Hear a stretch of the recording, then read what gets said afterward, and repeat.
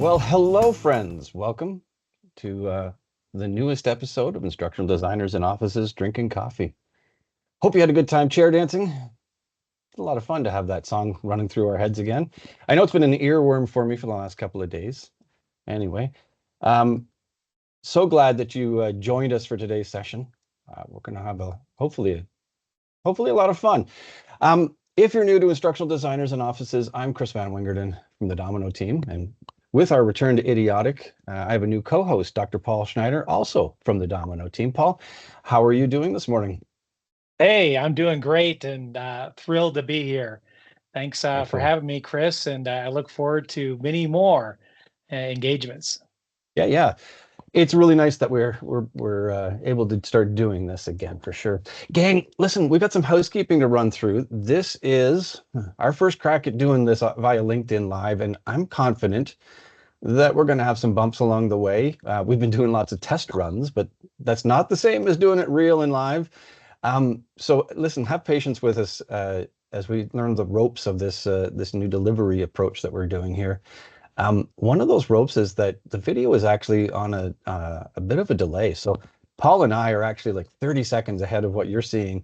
And I hope that doesn't make problems for the chat and keeping things sort of coordinated, because we really do, want you to make add your thoughts, add your comments, etc. as we go through here today. And just along that line, because of the 30-second delay, I'm going to toss out, hey, gang, we're going to talk today about the challenges facing e-learning, a variety of challenges facing e-learning in 2025. So if you've got something on your mind, hey, what are you facing this year?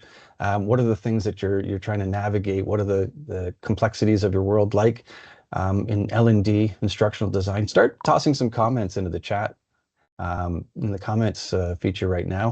And we'll keep an eye on those. Paul and I've got some things lined up to talk about as well. So another change here at Idiotic, we're going to do this bi-weekly. I know we used to do it weekly, but that's a pretty big workload to carry. So we're going to switch to a bi-weekly, and we will start bringing in guests as soon as we feel comfortable with what's happening here in LinkedIn. I'm seeing the classic, hey, is this recorded? And yes, if the technologies work, this will be available right here in LinkedIn, and we'll also be posting it to our YouTube channel, and we'll start pushing it out as the audio podcast as well again soon. Just trying to work through some of those kinks. So as always, instructional designers in offices drinking coffee, hold up the mug for everyone to see, is brought to you by Domino. Paul and I are both Domino team members, and this isn't a Domino focused discussion. It's a broader discussion, but we do want you to know that this is something that Domino is doing to support our community at large. We have an web-based collaborative e-learning authoring and more authoring platform that we have in the marketplace. And if you're interested in that, check us out at www.domino.com. That's Domino spelled D-O-M-I-N-K-N-O-W. You could see it in my background there. But we appreciate that you taking a look at that. So I think those are the important housekeeping items. Paul, I'm relieved to see that there are some chats happening and I can see them. That's one of the things that was not happening in our test runs, was I couldn't see anything chatty or any comments. So that's awesome. Thanks, gang. And keep posting your thoughts there. We'll watch that and cycle back to it as much as we can here. I mentioned already what we're doing, but Paul, bring us into what we're going to talk about here today.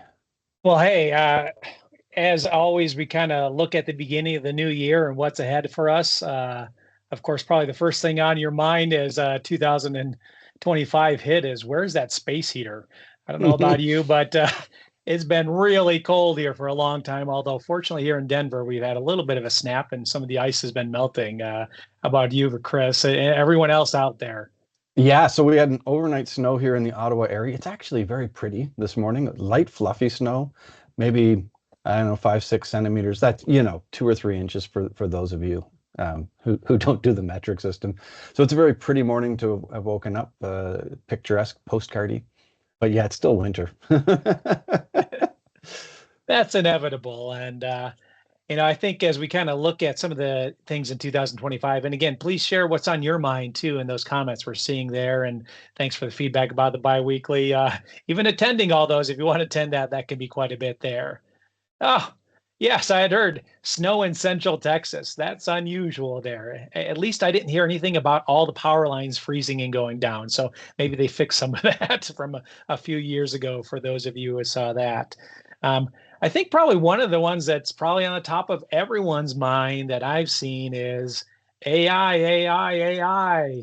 It is that shiny new thing, just like for those of you who've been around, VR was at one time and mobile was at another time on there. But Chris, what are some of your thoughts about some of the things that people really need to be thinking about when they think AI? Because I mean, I hear that and it's a generic term. It's kind of it means something, but I've seen people attribute AI to things that aren't even AI. And of course, what do you want to do about it? Well, I want that stuff. What is that stuff? I don't know. I want it. Yeah, yeah. So I got to be frank. I have always been, we started talking on Idiotic about AI several years ago already, had some episodes on it, etc. I come in with a skeptic. Not that I doubt that AI isn't helpful. I think it totally can be helpful. But it just also at the same time seems like such a I don't know, an amorphous thing, shiny, glossy, etc. And so that part of me gets worried. That what's the reality, of it. But that said, I think that it really can help some very specific things for sure to help, people get started on projects, etc. Um, yeah, but I do always have a little bit of skepticism about it. Like the news, what, 2 days ago or over the weekend started, coming up, the DeepSeek, the Mhm. Chinese AI engine that seems to have upset some other apple carts in that space, and I guess even was upsetting the stock market for a bit. So, Yeah, I mean that's and I think that's kind of one of the things that I found interesting, and of course about technology in general. But at DeepSeek, I mean, on the advantage, some people worry about, hey, it's China, another country. That's completely open source, which was honestly rewarding there. And of course, some of the upsetting was that they were saying, hey, we can accomplish some of the same things with a lot less training, a lot less money, a lot less servers and things and investment. And of course, a lot of investment has been put into OpenAI, Claude, all the other ones from Meta and everyone else that is pushing in there. And I think we see AI being integrated into tools. I applaud those who are actually forefront of, hey, this is the technology we're using so people can understand it. I think there's a lot of things that you need to think about. Even, I mean, let's face it, the US government hasn't really figured out how they're going to handle it from copyright to, how it's being used or misused there. We see, as usual, the Union has started to release some guidelines or regulations in terms of using it there. But I think, like many things, part of it is just getting your hands dirty and stop thinking about the amorphous AI, but more thinking about, okay, if I don't even understand what things do, let's try out some things there. But what are some things that you look at your own particular development cycle, the workflow? What are things that you're either lacking resources in or are less efficient? Because when I kind of unpeel the onion, if you will, it's all about, hey, how can I make something more efficient? but what is it that is inefficient, and what aspect about it is it? And that's going to really kind of uncover where AI might even fit in, because there's probably a spot that it does fit into your org. It's assuming your org has policies on it. So if you don't know, find out. That's pretty important there. Thoughts, Chris? Well, Ed in the chat says, I use it to help with knowledge check questions and answers. And yeah, so there's a very focused use. You're using it with content that you're providing, training it on the content that you're looking for the questions from. So that's, yeah, there's a very focused use and a great time saver, at least to get you, I would think anyway. I'm presuming Ed says he uses it, so I'm presuming that Ed's used it more than once. In other words, it's proven value for you, Ed. Let us know in the chat on that front.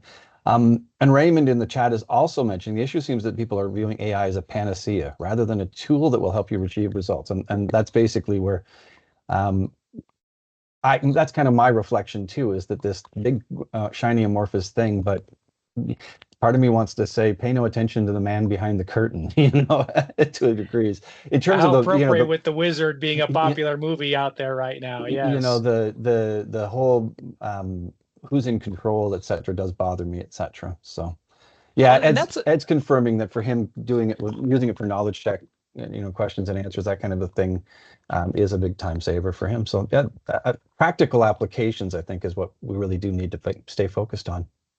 I think Raymond really hit a big point that, and I've seen some discussions in Reddit about it too. And one of the discussions in Reddit was a long thread. There were some rants, as there often are in social media. Fortunately, politics didn't get in, which seems to be inevitable.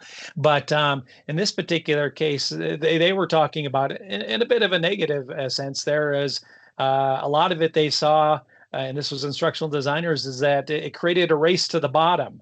And it reminded me of our other various revolutions we had when all of a sudden we had our rapid authoring tools that can convert PowerPoints.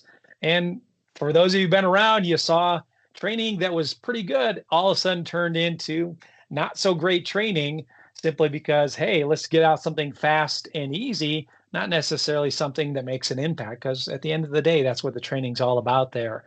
And this kind of ties into Raymond's comment as this is assistance. One of my fears is that the instructional designers, other folks, knowledge experts, folks that know how to and spend their life trying to make impactful training will be kind of left out, either because they're not using it, or, hey, we can just have somebody feed something in there. And if you're not evaluating it, and I've always thought the term hallucination is kind of a bad misnomer because it doesn't sound so bad. It's an unintentional lie is what it is. It's an incorrect or bad information there. Things like that happen, but then it's also, how can you use this information to make the impact? I mean, even when I saw Ed was commenting about the knowledge checks, I'm sure that Ed is taking those knowledge checks and choosing when to use them and how to use them in the training to make the most impact on that, and providing that ideas. But as Ray said, it's kind of looking at where it can go ahead and assist you, not where it can do your work for you. And that's the fear. I also saw an article talking about critical thinking, and it was researching people's critical thinking when they started to use AIs. And there was differences.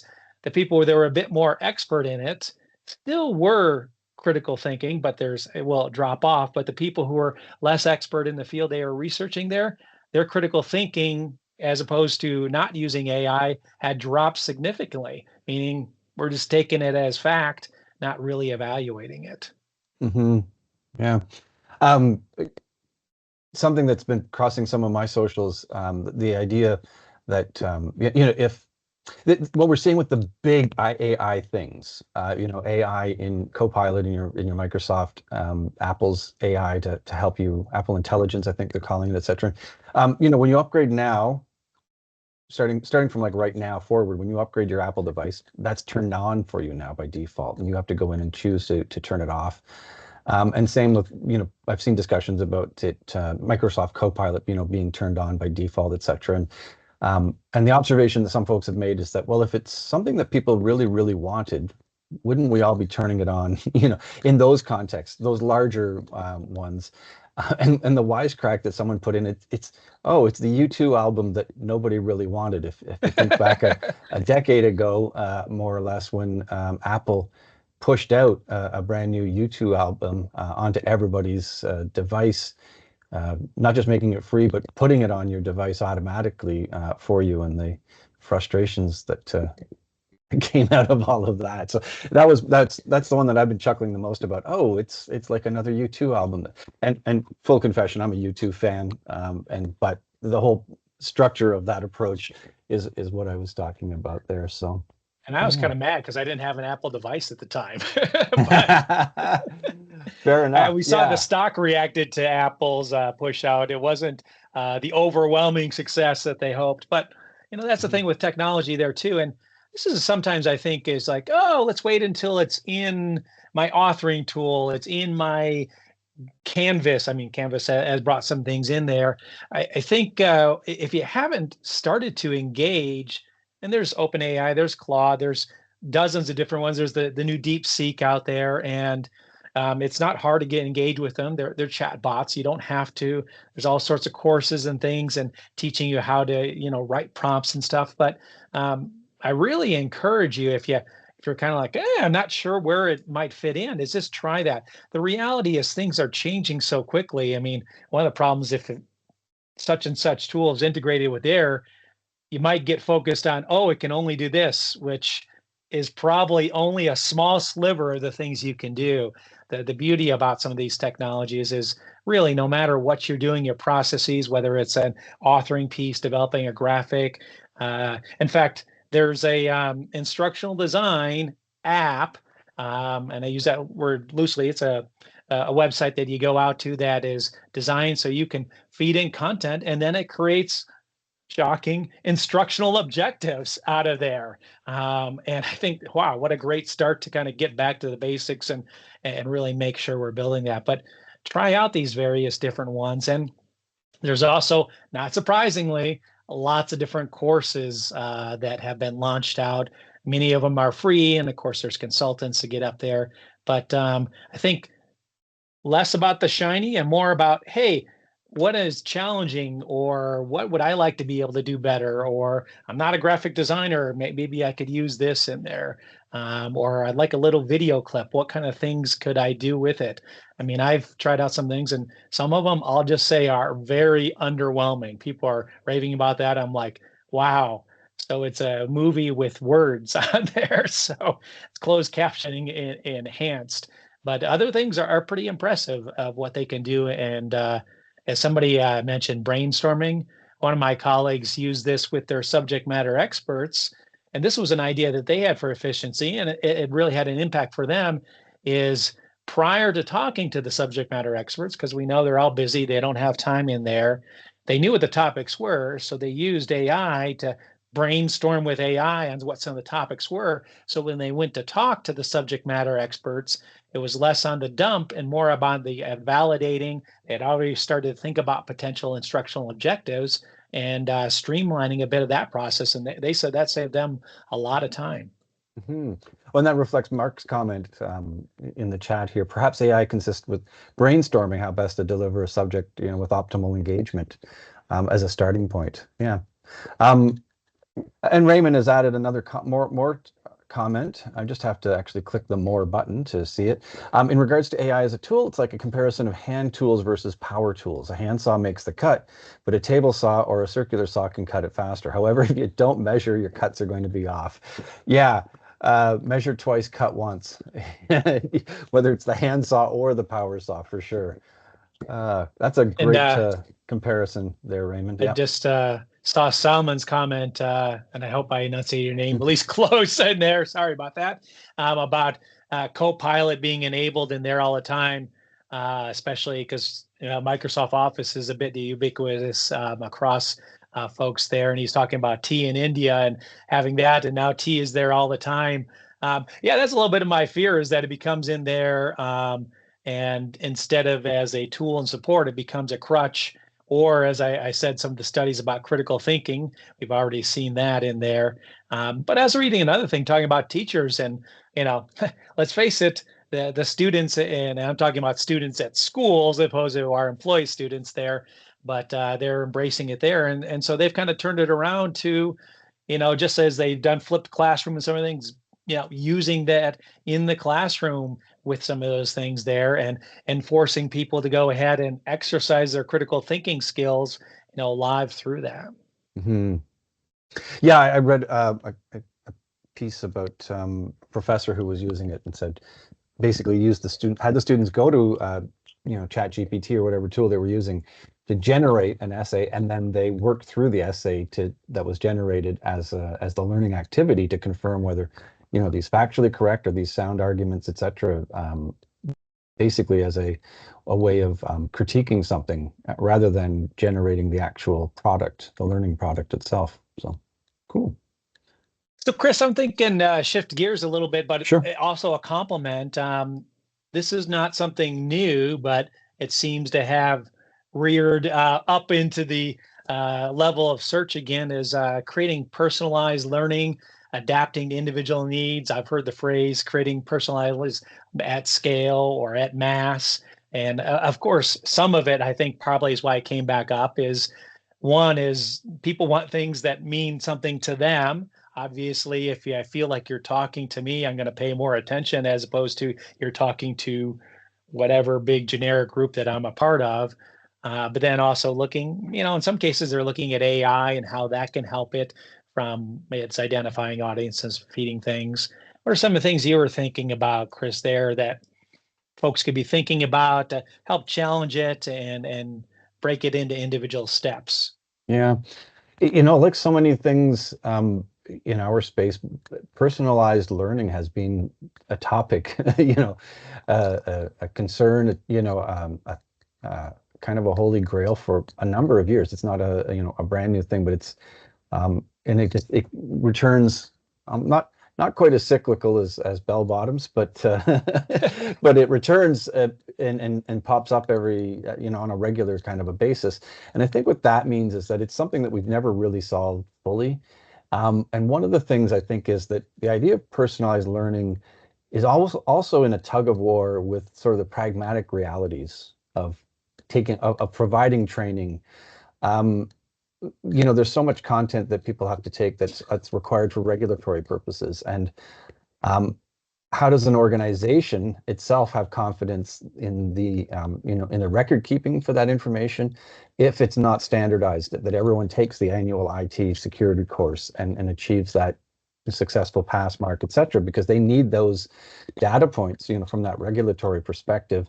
But at the same time, a pragmatic aspect of, where we all come from, if people have demonstrated, every year previously, that they can pass this content and the content doesn't really change much year to year, do we need them to even take it? So, and one of the things I've always found interesting is we all recognize that idea of, or even just demonstrating it, you know something, by pre-testing, et cetera, and then taking the content, marking it complete because clearly you got 100% on the test, you know this. And yet the struggles that still poses for organizations, instructional designers, we understand it. Hey, we'd love to give the company, a company of 10,000 people, we'd love to give 10,000 person hours back so that they didn't have to take that 1 hour course if they can demonstrate, and even I think the company can recognize that as a value.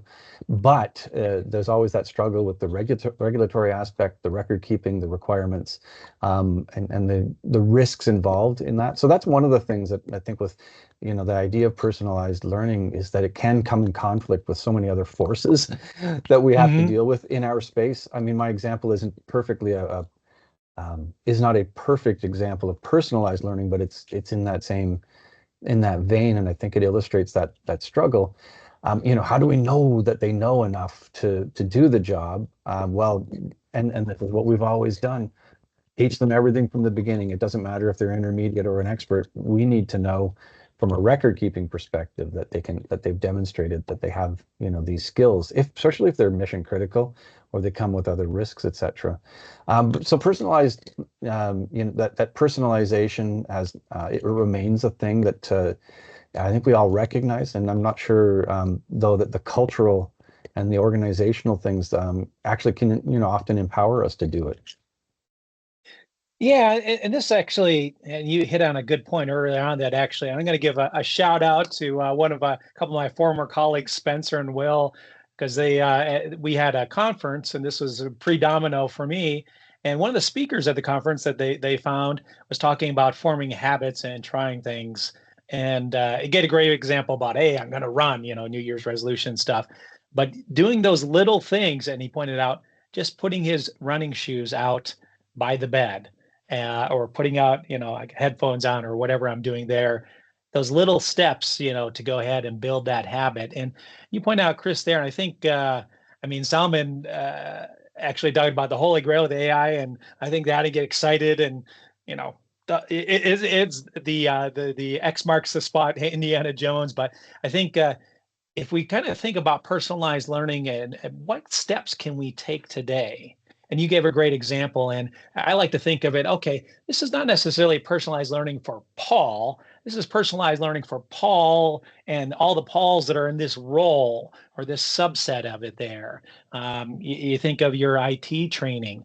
Let's face it, the IT training that I need and that our system admin needs are different levels. But is there some strong overlap? Yes.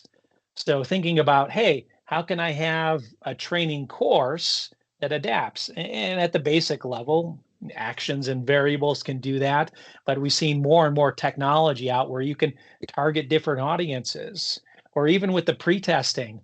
I think back to my doctorate days, and I did a lot of assessment and validating assessments. And even if we had everything we needed there, we don't have the luxury of that in our current situation there.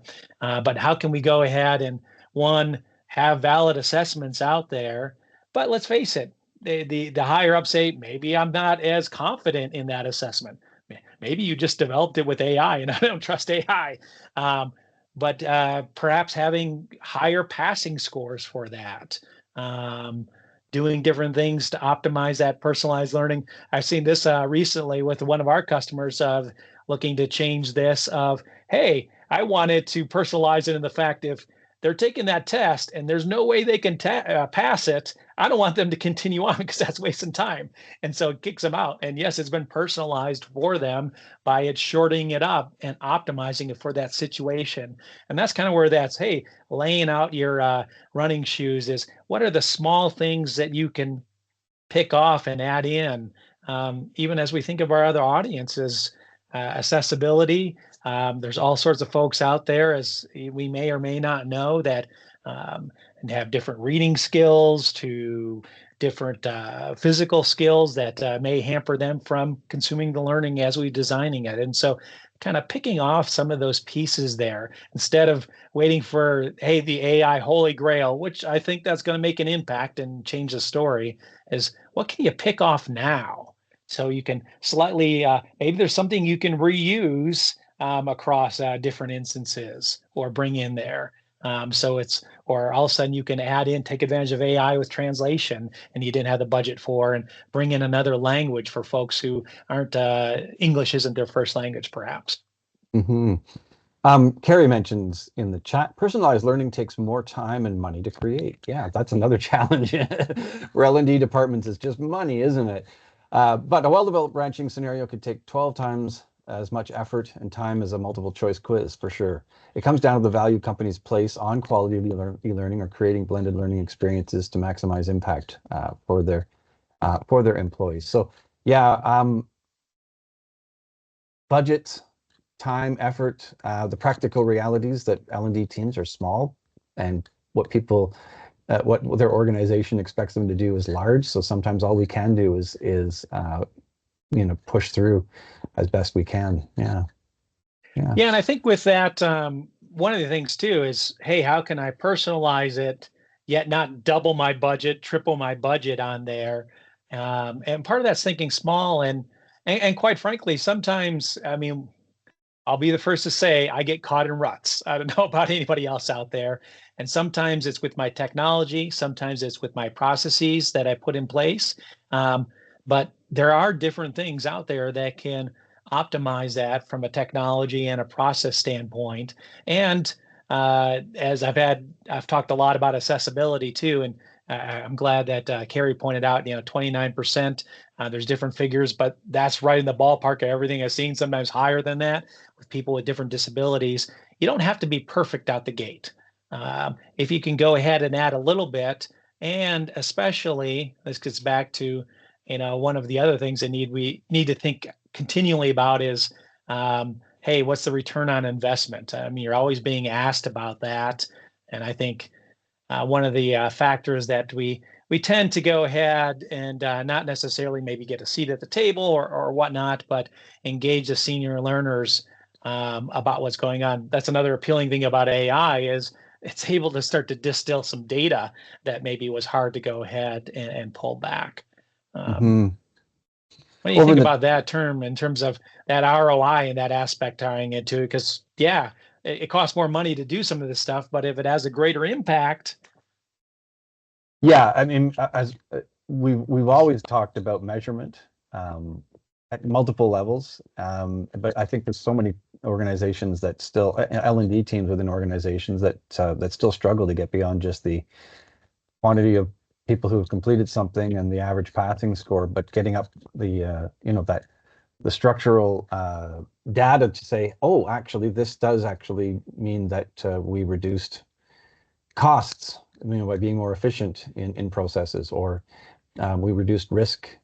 We can see that in the number of injuries going down or such, or depending on the nature of the training. It's something that L&D teams have always struggled to bring forward, but it's so mission critical if we want to be able to do and being able to demonstrate value of the things that we're currently doing, and even demonstrate value for things that we want to do as changes, etc. Raymond mentions in the chat, I feel like LMS providers should bear the brunt of cost and development for the personalized learning solutions to keep the tool within a closed system. Presumably all of your content's contained within there, so it should build upon that. And I think, a lot of LMSs probably have, we're not an LMS company. I'll throw that out. Sometimes people go, wonder about Domino here. We're totally on the authoring and the content management side of your content as, authoring products. But a lot of LMSs do have, recommendation engines and that kind of a process. And I think it's one of the things that starts tipping people more to what I think we consider a learning experience platform, the Netflix of learning, to reach back a decade in terms of a phrase that was overused too. Well, and I think one of the things that I've seen, I'll go ahead and do a name drop because I talked to him there. I was pretty impressed initially. To be clear, I've not used it there, but Acorn was leveraging AI they already had a skills-based approach there for recommending content and bringing in. And this was a funny thing I thought is they found that, when people asked for recommendations, they didn't go ahead and take advantage of it too much. But when you fed them recommendations, all of a sudden things were changing there. So in their particular case, it was knowing more about what the person's role was, but also what they had done with the training. Of course, there's limits to that. As we know, part of what goes into the LMS is what you develop in there. And traditionally, that's that SCORM package, whether it's a 2-page course or a 100-page course, it's kind of launched at that level. I think back SCORM 2004, I call them the dream state of little things, content broken up into little learning objects. There's also a dream state of XAPI and bring it up there. But yeah, there's always the problem of adopting, even if that standard is out there from both authoring and as well as the LMS end. And then usually you don't see too many adopt beyond that. But I think one of the things we can do is start to develop those smaller packages. We've seen a lot more too of focus on skills.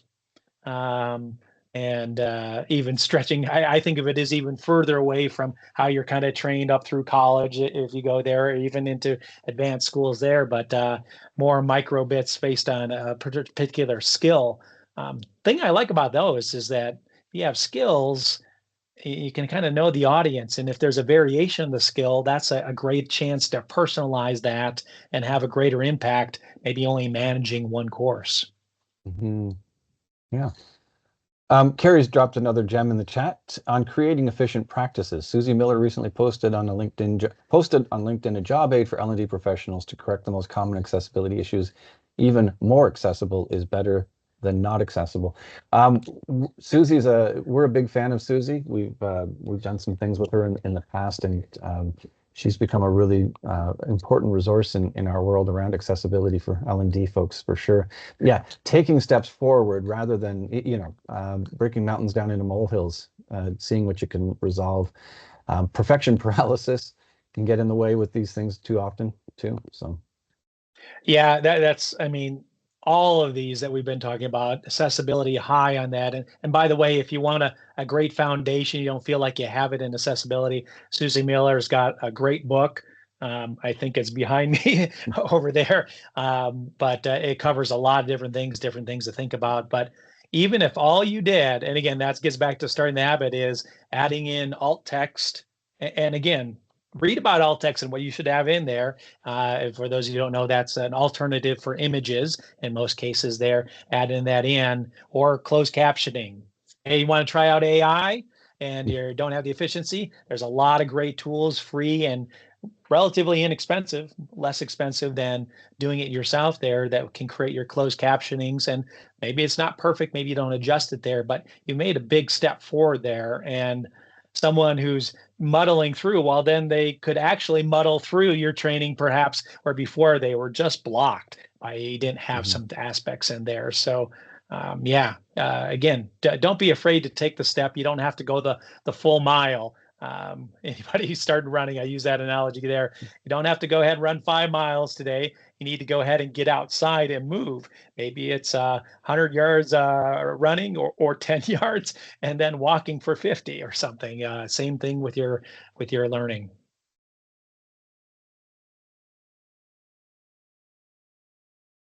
I'm just glancing back over at the comments again.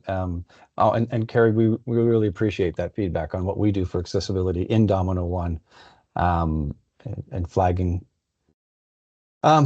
things on that front. It's something that's been important to us for a long time. Remains an important thing. And you know what's the thing that I'm going to say proudest, but that's not the right word, because it's not something that we've had an effect. But Paul, you and I have been both in this space for a long time. And originally, the only organizations that were brought up would bring up accessibility were government organizations mandated for it.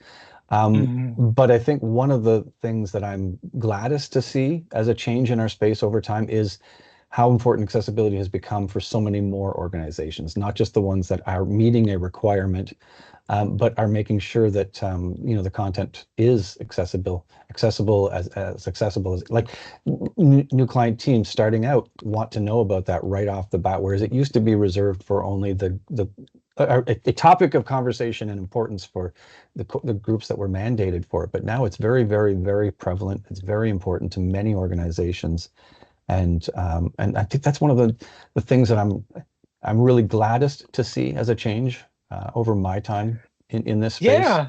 I mean, and I've seen that change too. And myself, I was involved very heavily early on. And of course, working with Chris at a different company, but they were partners of ours to make things accessible for some government clients. And that was my initial awareness.